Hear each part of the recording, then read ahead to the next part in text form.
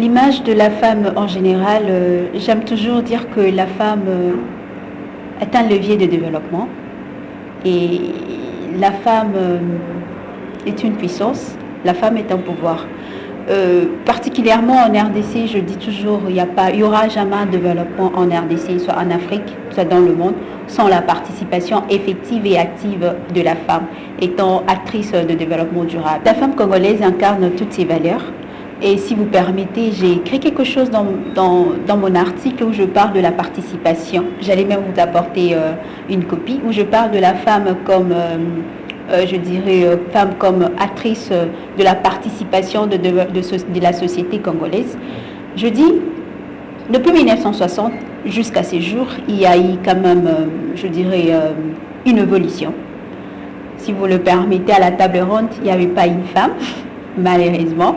Mais avec l'évolution, nous voyons que cette femme est maintenant à même de connaître ses droits. Je peux citer Sophie Kanza, paix à son âme. Elle fut la première femme à accéder au poste ministériel 2 fois. Ministre des Affaires sociales, ministre de Travail. Pakadjuma Résilience est une ONG qui actuellement nous menons des activités sur le terrain à Pakadjuma. Beaucoup de Kinois savent Pakadjuma. Pakadjuma, c'est un milieu mal réputé dans la commune de l'Unité. C'est un milieu mal réputé où il y a des professionnels de sexe de bas niveau.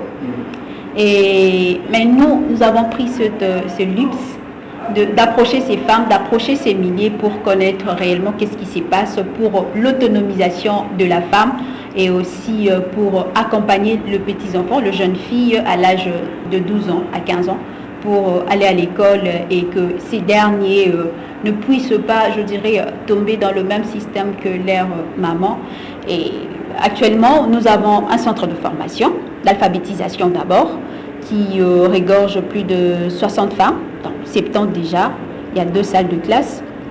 Et ces femmes, actuellement, savent déjà écrire et lire. Vous pouvez vous rendre compte, vous verrez peut-être dans les images, une femme de 45 ans, de 50 ans ne savait pas écrire son nom ni lire et ne faisait même rire en disant quand on partait pour voter, c'est parce qu'on ne savait pas lire. Mais aujourd'hui, grâce à notre formation sur l'alphabétisation, donc la formation fonctionnelle, au-delà de l'alphabétisation, il y a aussi de formation sur le soin de la femme au Péto Abomoissi, le planning familial, c'est très important, surtout dans ce coin. Et nous avons aussi instauré un système de bourse, Tangamwana Pakadjuma. Là, nous avons déjà une vingtaine de enfants que nous supportons pour que ces derniers puissent étudier. Parce qu'on s'est dit, ensemble avec les amis, aujourd'hui, il y a cette femme-là, le professionnel de sexe, mais quel sera l'avenir de ces enfants 5 ans, 20 ans après. Donc, on va travailler avec ces femmes en amont et en aval, nous travaillons avec les enfants, avec leurs enfants pour qu'eux aussi puissent avoir le goût de l'école, le goût du savoir. Donc, c'est un peu ça en gros. Jusque-là, nous n'avons pas encore eu un financement. Nous le faisons avec nos maigres moyens et l'occasion faisant l'hilarant, je tiens personnellement à solliciter de l'aide auprès de personnes de bonne volonté et aussi des institutions au niveau national, voire même international, pour que nous puissions accompagner ces femmes vulnérables et surtout préserver la génération future seule de ces enfants-là qui habitent Pakadjuma. Pakadjuma, certes, c'est alimenté, mais le projet, nous voulons le tendre. Pakadjuma, ça peut être aussi à Kimbatseke, soit à Kanluka. Pakadjuma peut être aussi dans l'Équateur, dans le Kasaï, soit dans la province du Congo central. Mais pour l'instant, nous travaillons d'abord avec ces femmes-là de Pakadjuma. Et l'autonomisation, nous les accompagnons aussi pour les activités lucratives, une façon de les intéresser à certaines pratiques.